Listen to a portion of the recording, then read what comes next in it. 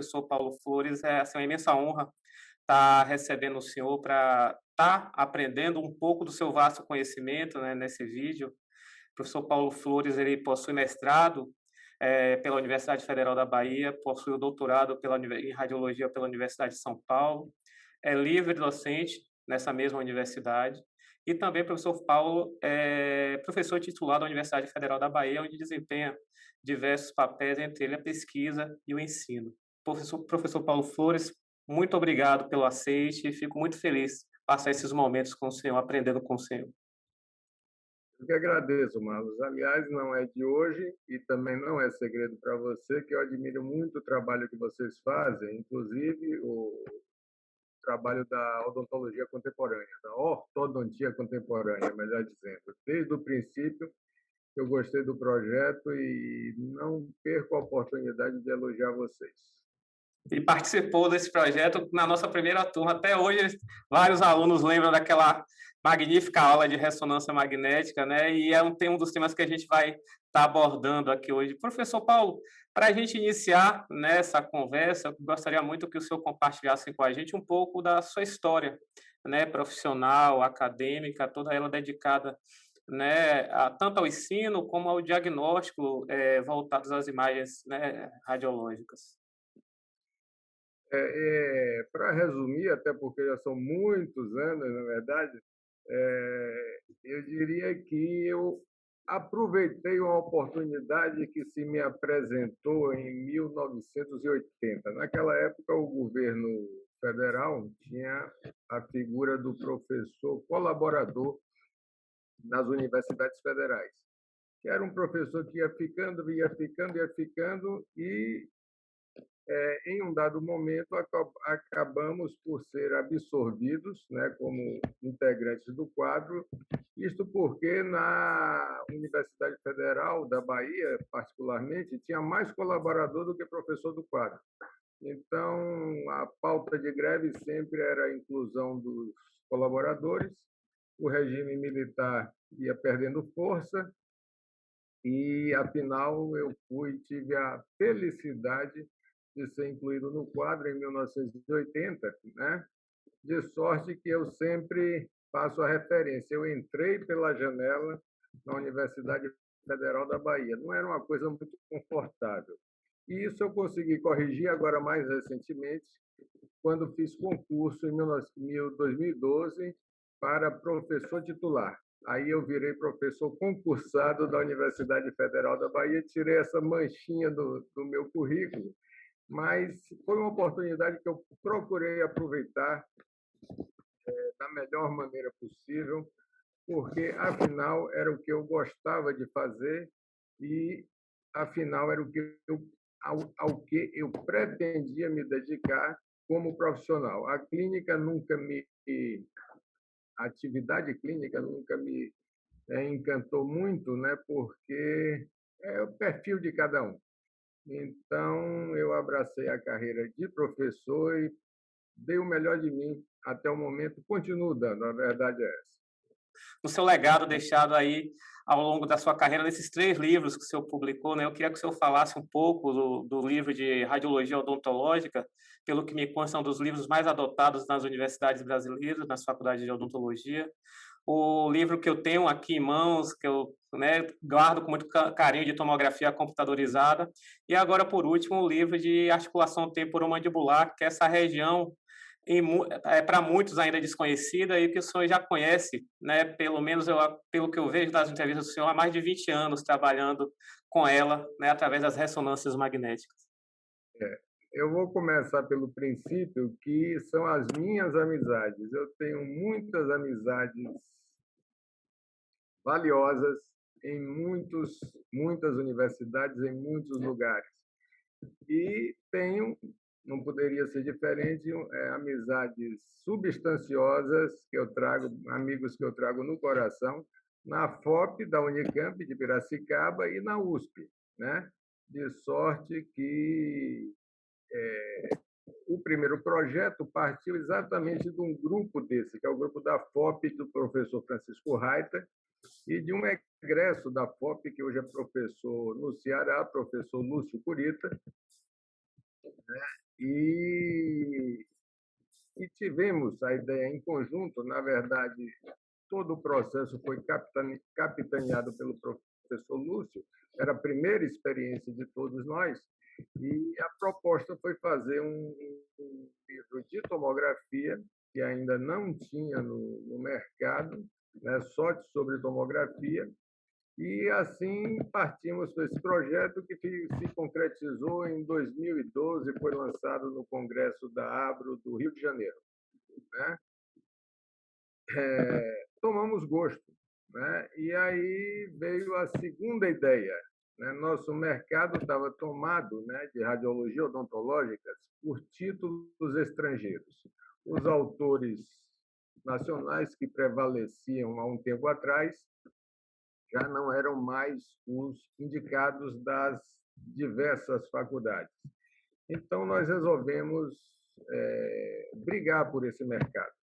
E construímos o segundo livro, né, que é o Diagnóstico por Imagem em Odontologia, e fomos felizes no seu conteúdo, né, na elaboração do seu conteúdo, no desdobramento, na exploração desses conteúdos, e esse livro ficou pronto e foi lançado em 2018, para a nossa imensa felicidade, mais de 2.000 exemplares vendidos, de modo que hoje eu acho que é o livro indicado nas diversas faculdades de odontologia do país. E o livro de ATM, lançado agora, né, 2021, é fruto de um trabalho que eu iniciei, né, como radiologista da Clínica Delfim em 2001, salvo engano, e trabalhando só com ressonância. À época, a Delfim só tinha ressonância, não tinha nem tomografia. Né? Então, nós fomos convidados pelo Dr. Delfim, uma mente brilhante e aberta, né? Eu também tive a sorte de ter uma colega que se casou com ele, o irmão dele também foi meu colega de turma, e eu acho que por essa razão, mais amizade do que tudo, eu fui chamado, mesmo porque eu não conhecia nada de ressonância nem de ATM na época. E esse trabalho veio se desenvolvendo desde o princípio, também percebendo que no mercado não tinha nada, eu pensei no livro de ressonância de ATM a partir do momento em que eu tivesse um acervo grande de imagens de casos, enfim. Mas o tempo passou, eu não pude concretizar na época em que eu tinha planejado, mas não foi de todo ruim, não, porque eu passei também a trabalhar com tomografia multidetector, né, que a gente chama normalmente de tomografia médica, e fazendo, inclusive, para vocês da área de orto, né, as varreduras mais amplas, incluindo todo o crânio e toda a face, para efeito de planejamento cirúrgico, e necessariamente as ATMs, até porque a tomografia de ATM sem dúvida, um exame tão requisitado quanto a ressonância, eu diria. Por quê? Porque a tomografia tem em qualquer lugar. A ressonância nem sempre a gente tem à disposição. Graças a Deus, aqui nós temos e disponibilizamos para vocês. Né? Mas a tomografia você pode fazer numa clínica de radiologia odontológica, que todas têm tomógrafo, e todos os tomógrafos são de boa qualidade e fazem exame de ATM. Mas, enfim, voltando ao ponto, eu consegui, então, até percebendo essa maior necessidade do radiologista odontológico de laudar tomografia e não ressonância, eu juntei as duas coisas, consegui um acervo bastante razoável, casos bem interessantes, estudei para burro, produzimos ciência nessa área, né, através das orientações que tínhamos, e, enfim, consegui condensar isso no livro-texto que saiu agora, e que eu espero que faça o mesmo sucesso do livro de rádio. E a gente percebe que para a gente, né, dentro da ortodontia, é super interessante ter essas informações iniciais e quais são as considerações, né, que o senhor tem a respeito desses dois métodos de diagnóstico que nós utilizamos, nós ortodontistas. A ressonância, para minha alegria, na verdade, os ortodontistas pedem muito, né? Até porque lidam com discrepâncias esqueléticas e, na verdade, nós temos uma articulação que necessariamente tem os seus componentes ósseos que, inclusive, variam em função do perfil esquelético do paciente.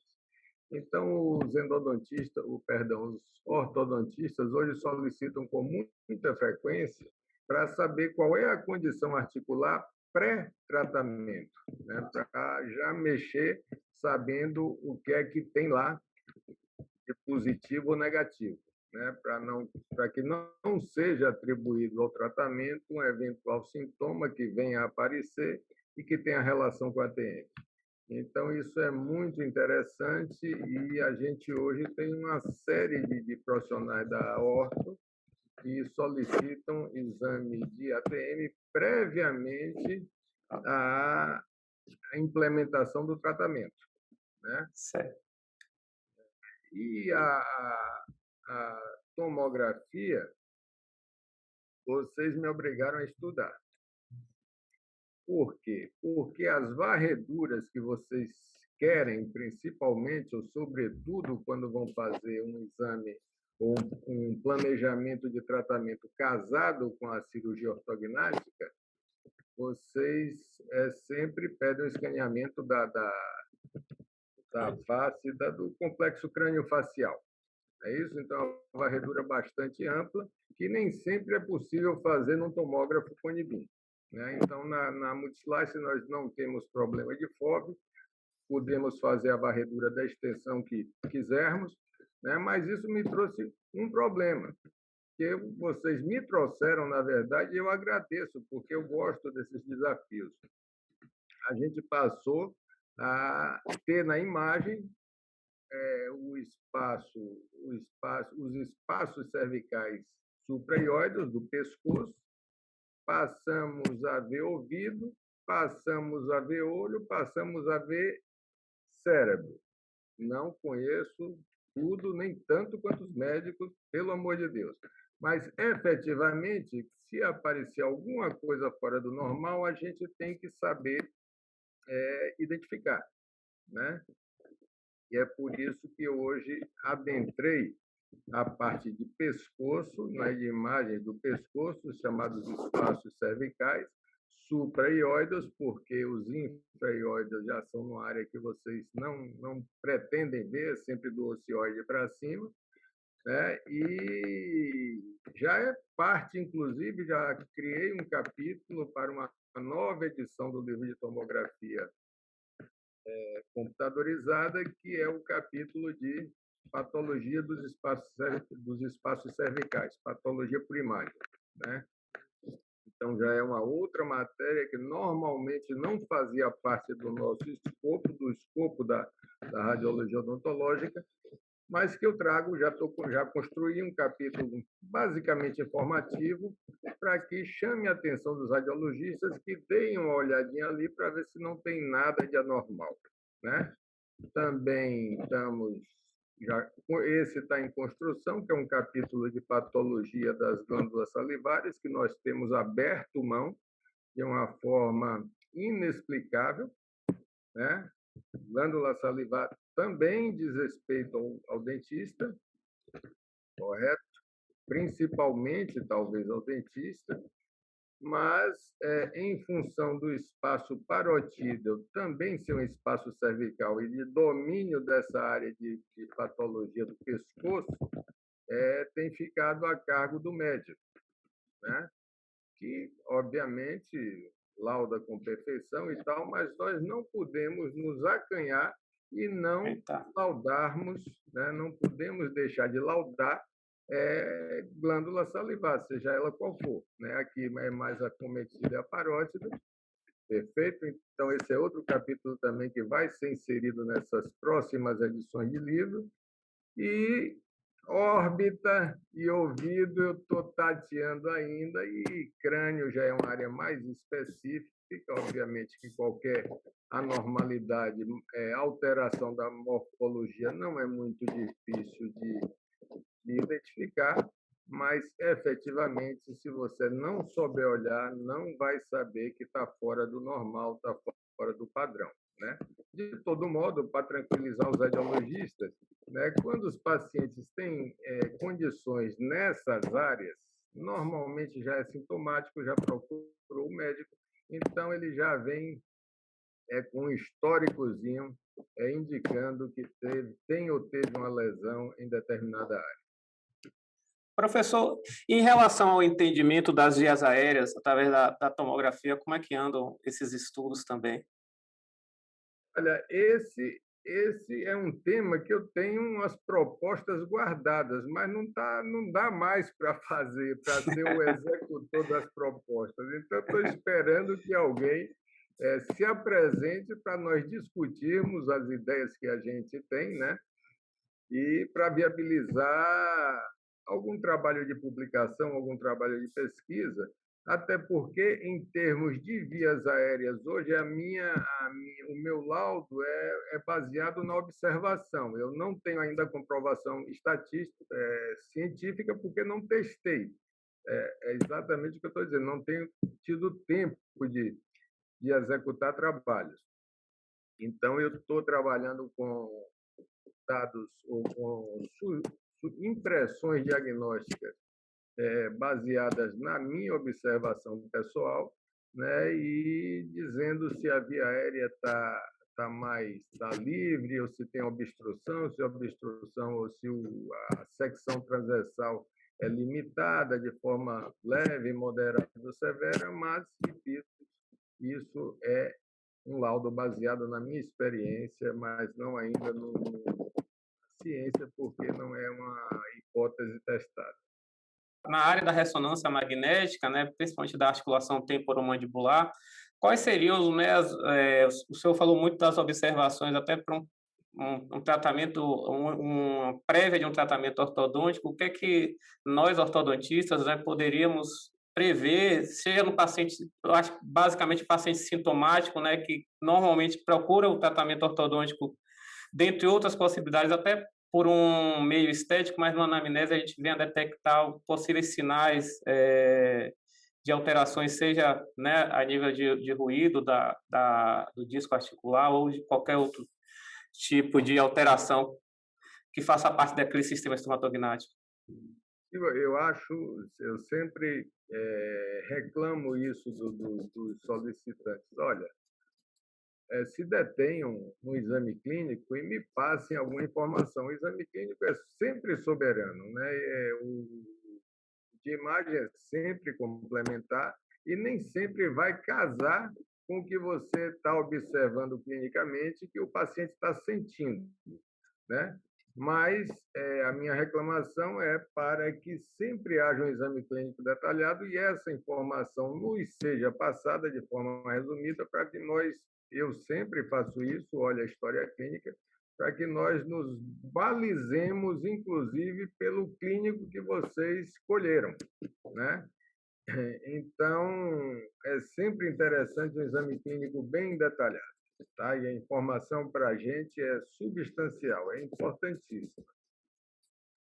Mas, de uma forma geral, eu poderia dizer que, no campo de vocês, os pacientes com deficiência mandibular normalmente têm côndilos hipoplásicos. E côndilos hipoplásicos normalmente estão associados a deslocamento de disco. É de se esperar isso. Essa é a regra. As exceções fazem a regra, sempre existem. Ah, ok, professor. E no campo da tomografia computadorizada, né, quais seriam as considerações, já que, né, a ressonância ela é um padrão ouro para a visualização dos tecidos moles, né, e das regiões correlatas, enquanto que a tomografia a gente tem uma visão, vamos dizer assim, com maior acurácia das estruturas de tecido duro. Eu diria que a ressonância é o exame do primeiro momento, quando nós temos deslocamento de disco, mas ainda não temos alterações ósseas. tá? E a tomografia é o exame do segundo momento. Quando você tem alterações ósseas, ela é melhor para definir. Só que, a priori, a gente não sabe que quadro a gente vai encontrar, né? Então, a ressonância é sempre o primeiro exame, até porque é não ionizante, né? Não implica efeitos negativos para o organismo, não tem custo biológico, tá? Mas, de fato, se você tiver uma tomografia que já mostre alterações ósseas degenerativas que caracterizam a osteoartrite, aí a ressonância é prescindível.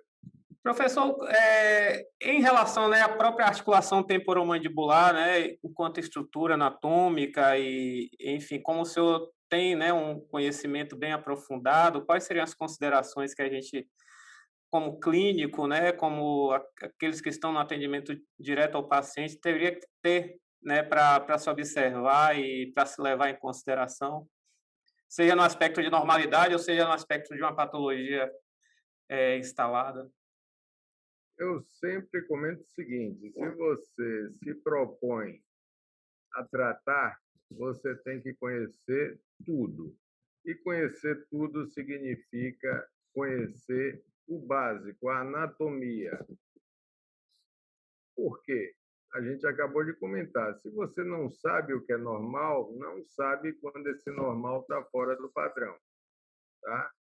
Então, você tem que conhecer em profundidade a anatomia, a fisiologia da ATM e, obviamente, as condições que acometem a ATM, a patogênese de cada um, para efetivamente poder intervir com eficiência, né, em prol do seu paciente e considerando a sua própria condição de profissional, né? Você tem que se cuidar com relação a isso. Não pode conhecer os temas ou as áreas que você se propõe entrar e intervir de modo parcial. Isso não é razoável. Mas existe algum link no que diz respeito ao planejamento de cirurgia ortognática, em que se case essas informações, não da cirurgia ortognática da articulação propriamente dita, mas dessas condições que o senhor falou, principalmente da deficiência mandibular, associam essas imagens de tomografia com a de ressonância magnética, algum tipo de software, ou ainda são avaliações isoladas em que o profissional que vai estar atendendo é que vai fazer a conjectura das duas situações, das duas informações? Na verdade, eu acho que o profissional tem que lidar com essas duas ferramentas, né?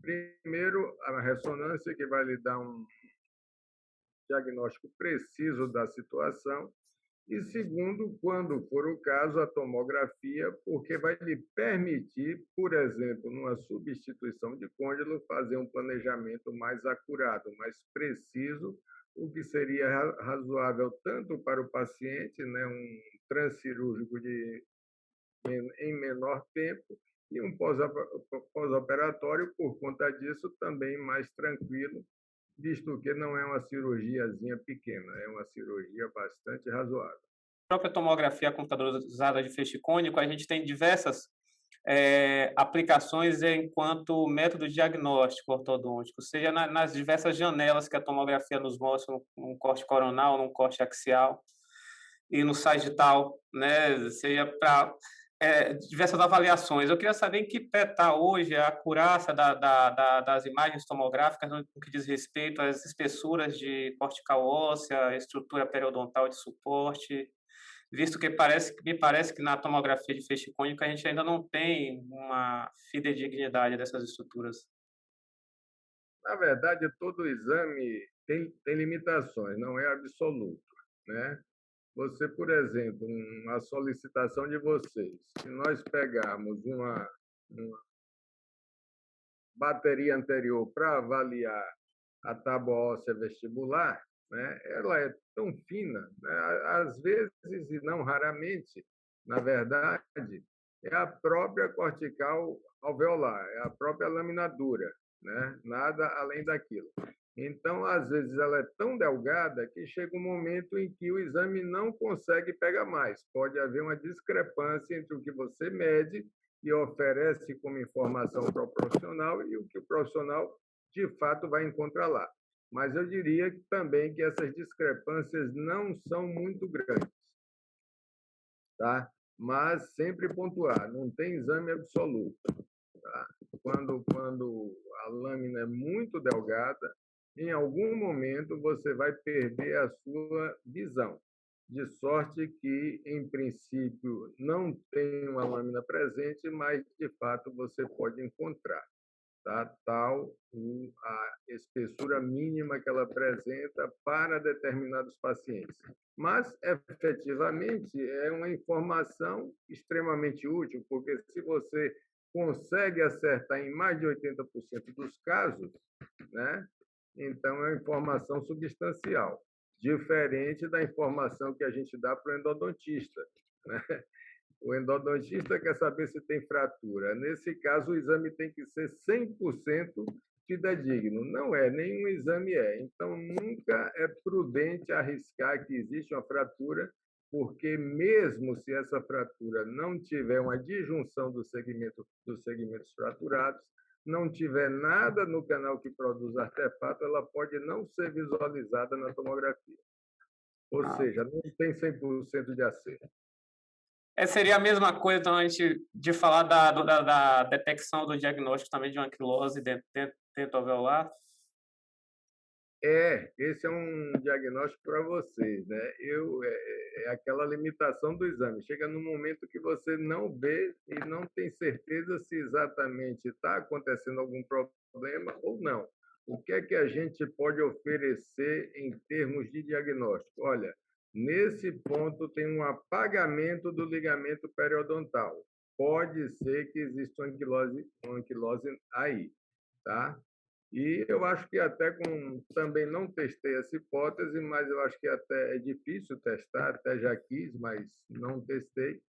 Mas acho que aí há um grau de acerto bastante grande. O único que é um diagnóstico limitado é o diagnóstico da endo, porque esse exige 100% de acerto sob pena de você mutilar o paciente, né? Então, é limitado. Mas, para a ortodontia, o nível de acerto nas diversas situações é muito alto. A anquilose óssea, porque a anquilose fibrosa é ilação, o periodonto é fibroso. Então, o dente está anquilosado no alvéolo, é uma articulação, na verdade. A anquilose fibrosa é meio ilação, mas a anquilose óssea, quando existe, e tem outro problema, Marlos, que eu já ia me esquecendo. O dente, quando está incluso, o espaço periodontal é muito menor porque ele não está em função. Então, isso torna o diagnóstico ainda mais difícil, né? Então, a gente sempre tem que referir que o exame tem certas limitações, embora para determinadas situações que não comprometem o paciente, caso seja um falso positivo ou um falso negativo, o nível de acerto é muito alto e, por isso, é um exame bastante indicado. Ok, professor. Professor, dentro da ortodontia, a gente está vendo alguns estudos, não sei se você já teve alguma linha de estudo nesse sentido também. Hoje a gente está fazendo alguns tratamentos com disjunção maxilar, vamos dizer assim, tardia, né, com ancoragem com os mini parafusos, e uma parte desse diagnóstico é feita sobre a avaliação das suturas palatinas, né, dos vários estágios de fusão. O senhor tem alguma linha de pesquisa nesse sentido, ou tem algum entendimento, tem alguma opinião a respeito disso? Então, na verdade, quando nos chega um exame, às vezes até para radiografia, para ver se já houve a disjunção. A tomografia fica para um estágio mais adiante para ver se já está havendo a ossificação naquele intervalo, naquela sutura aberta, né? Então, basicamente, a gente tem usado vários exames desta forma. A radiografia para ver o efeito imediato do negócio, da abertura, e a tomografia para acompanhar e ver quando é que já está havendo, né, deposição mineral nesse intervalo fibroso entre os processos palatinos. Ah, ok, professor. Esses exames a gente vai fazendo de acordo com o grau de severidade, como complemento, como o senhor bem falou, de um diagnóstico, de uma observação clínica.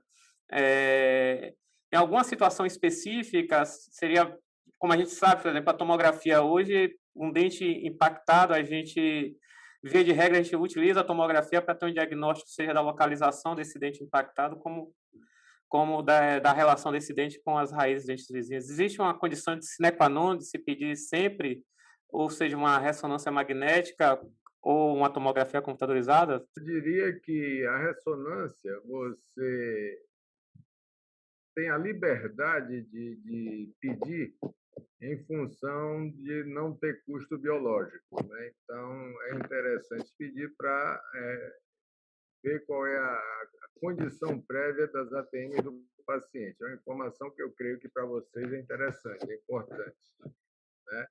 E a tomografia fica para casos mais complexos, planejamentos de casos mais complexos, quando você já pensar numa ortognática, numa substituição protética do côndilo, né? E nos casos em que a complexidade é maior. Aí você precisa de mais ferramentas de planejamento e entre essas ferramentas você tem a tomografia computadorizada. Ok. Professor, e como é que o senhor vê essas incorporações, além do campo das imagens, né? A gente hoje tem, na rotina até das clínicas de radiologia, novas tecnologias, como o escaneamento, como a impressão 3D, a impressão 3D até como um complemento da visualização, da materialização daquilo que o senhor visualiza na tomografia. O que é que o senhor acha dessas novas ferramentas, né, que vem surgindo e a gente paulatinamente vem incorporando, seja na cirurgia, na implantodontia e aos pouquinhos na ortodontia? Como radiologista, eu tinha muita resistência. Alguém, eu não sei quem teve essa brilhante ideia, que os ortodontistas adoraram, algum radiologista achou que fazer modelo era um bom negócio, modelo de gesso, e trouxeram isso para dentro das clínicas de radiologia. Nossa, os ortodontistas adoraram, passaram a bucha e ficaram super felizes, inclusive com mais espaço nos seus ambientes, porque eu conheci ortodontista que tinha máquina de cortar gesso, tinha tudo lá, né? E aí alguém teve essa brilhante ideia que eu sempre odiei, tá? Até porque não é diagnóstico por imagem isso, na verdade, né? E outra coisa que eu sempre achei terrível nesse particular, né, é que a gente tinha que moldar, e moldar é um negócio, a gente como paciente certamente não gosta, de sorte que ninguém gosta. Então, quando chegou a tecnologia do scanner, eu dei graças a Deus, porque pelo menos era alguma coisa que não implicava nem tanto espaço e nem tanta complexidade, né? Você faz numa salinha, num ambiente onde você pode, inclusive, fazer outros procedimentos, você tem lá seu scanner, escaneia tudo com precisão, o paciente não não tem náusea por conta disso, né? Inclusive, é interessante, porque enquanto você vai escaneando, a arcada vai aparecendo e tanto o acompanhante quanto o paciente ficam maravilhados e tal. É outro nível, é outro momento. Aquilo, eu não sou ortodontista, mas acho que ficou no passado, né? Você trabalhar com moldagem, modelo, recortar, etc., etc. E olha só, tem uma diferença de tempo de aquisição absurda nisso. E tem outra coisa, se você quiser, você imprime o modelo de acrílico como se for gesso, né?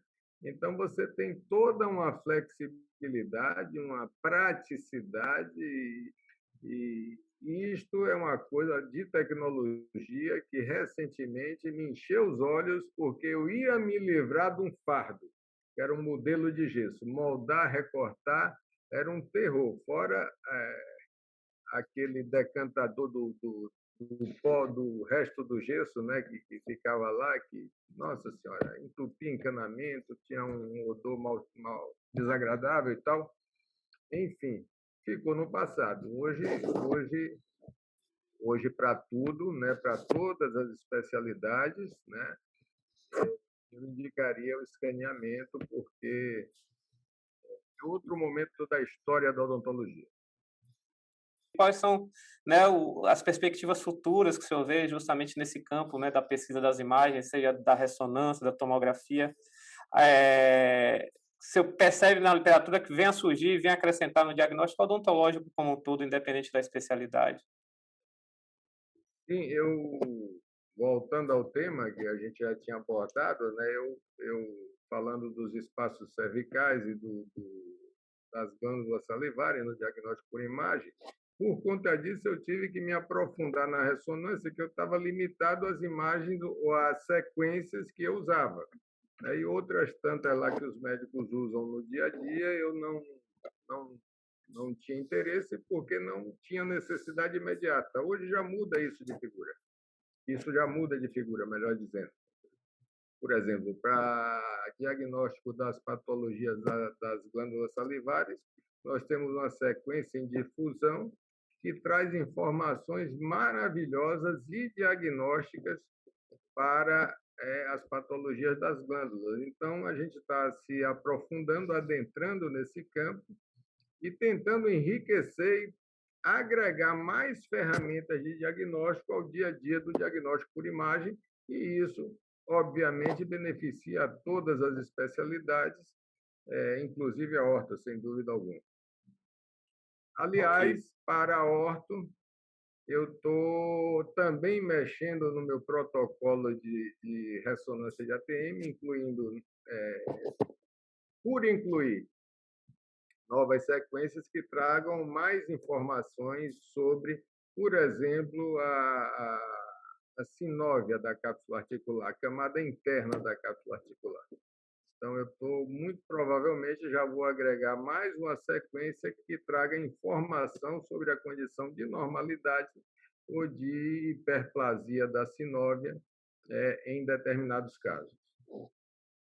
Professor, quais seriam, né, considerações que o senhor poderia dar desses temas, como, né, uma forma de encerramento, um conselho que o senhor possa dar a nós ortodontistas, no que diz respeito a todo esse campo, né, de atuação do senhor, visto que o senhor domina tanto esse assunto e que a gente, né, percebe que são na nossa, principalmente na rotina clínica do ortodontista, que ele está muito treinado a desenvolver mecânicas ortodônticas, né, mais ao funcionamento da aparatologia, somos treinados também no campo do diagnóstico, e a gente percebe que o diagnóstico ele não muda muito, nas condições patológicas do paciente quase que são as mesmas, né, ao longo da história. Logicamente que a gente vem entendendo cada condição dessa a partir da observação e da tecnologia, como o senhor falou, né, atualmente, das glândulas salivares e tudo. Então, né, para a gente fazer um meio de encerramento, quais seriam as considerações, né, mais importantes e quais seriam os conselhos que o senhor daria ao clínico, né, em ortodontia? Quais seriam esses cuidados? Carlos, eu diria o seguinte, longe de saber tudo, eu estou sempre buscando, né? Então, quando a gente para de buscar, está na hora de se aposentar, sair de cena e deixar espaço para quem vem nos acompanhando. Então, eu não paro, eu estou sempre buscando. Se eu disser que vou me aposentar, é porque eu parei, tá? Então, eu estou sempre buscando e a minha recomendação é sempre essa: não tem atalho, né? A estrada é longa, mas é sua. Cabe a você percorrê-la e no ritmo que você estabelecer, tá? Então, isso é a minha filosofia, né? E eu estou sempre andando na minha estrada, buscando coisas que possam agregar ao diagnóstico por imagem em odontologia, e dentro disso, né, a gente vai tentando jogar para cima essa profissão que é tão bela e tão grande, né? E tão grande, que tem um impacto na vida das pessoas absurdo. Né? E a gente precisa ter ciência disso e precisa zelar por isso, ser um profissional que demonstre zelo pelo que faz. E é isso que eu faço. Eu estou sempre, inclusive, buscando e apontando caminhos para quem quiser, porque eu não consigo me direcionar para todos os lados, né? Já falei, a limitação de tempo hoje é grande. Nessa pandemia, fora o livro que eu terminei, já estou trabalhando na segunda edição dos outros dois, né? Que Coisa não é boa. para agora, né? E, e atendendo às solicitações de todos e quaisquer, sejam de onde for. O prazer que eu tenho em me comunicar com vocês, em dar aula, em fazer um trabalho como esse que estamos fazendo agora,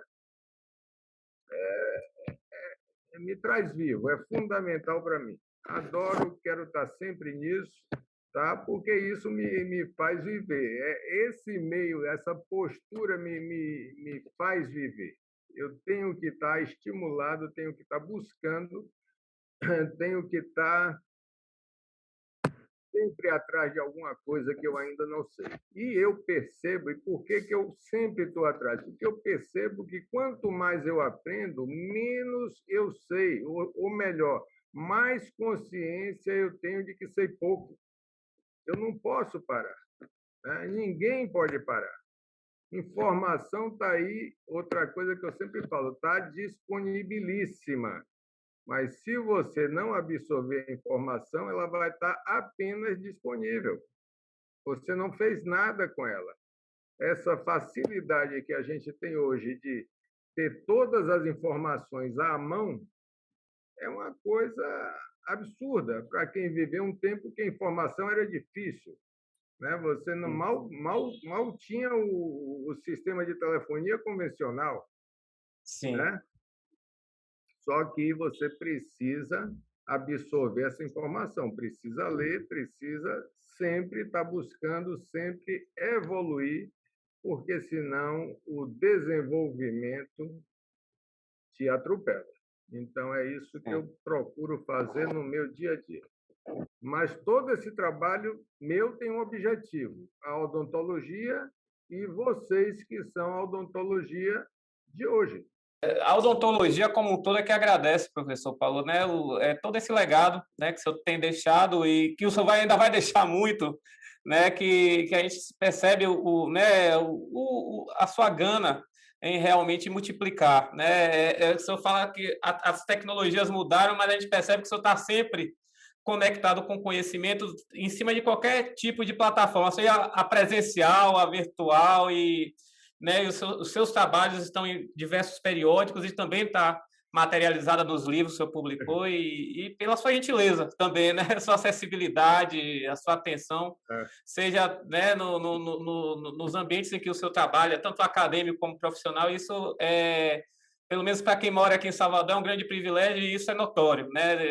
É difícil a pessoa ser uma unanimidade e o senhor é uma dessas poucas unanimidades que a gente vê, né? Você é uma pessoa querida em qualquer ambiente que a gente anda e é uma pessoa também admirada por todos, né? Essa unanimidade me preocupa. Segundo o Nelson Rodrigues, se não me engano, dizia que a unanimidade é burra. Depende, mas no campo profissional é difícil porque a gente transita nas diversas especialidades, né? Não é só dentro da radiologia, o pessoal da ortodontia, da implantodontia, da cirurgia, todos falam, né? Usam os mesmos adjetivos para estar falando do senhor. Isso não é unanimidade burra, não, é unanimidade singular. É que vocês todos sempre são muito gentis comigo. E isso me deixa muito sensibilizado. E eu sempre sou agradecido por essa gentileza, esse carinho que eu realmente percebo de todos vocês. Serei eternamente grato por isso. Espero que em breve, né, possamos nos encontrar presencialmente, quando tudo isso passar, até no encontro da ortodontia contemporânea, que já fazem quase 10 anos que a gente teve. Para a gente vai ser uma imensa honra estar recebendo o senhor mais uma vez.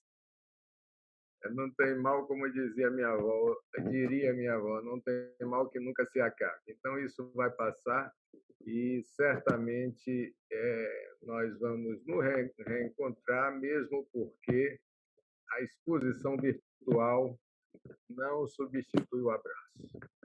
Com certeza, professor. Eu agradeço a você. Sempre. Muito obrigado.